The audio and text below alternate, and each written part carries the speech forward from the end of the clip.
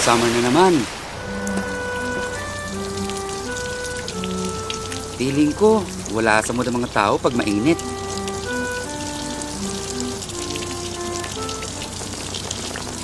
Actually, di naman talaga ganun kainit eh. Mukhang wala naman pong sira. Nagpitan ko lang itong wire.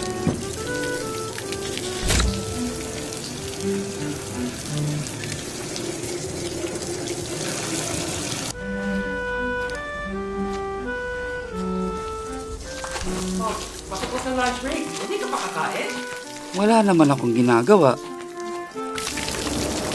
Pero parang iba talagang effect ng init sa mga tao. Hello, sir. Ano po? Kaya nag-grab car ako.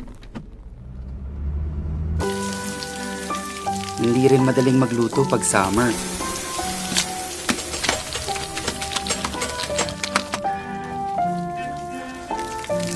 So nagpapadeliver din ako sa GrabFood. Kuya, mukhang madalas tayo magkikita ngayong summer ah.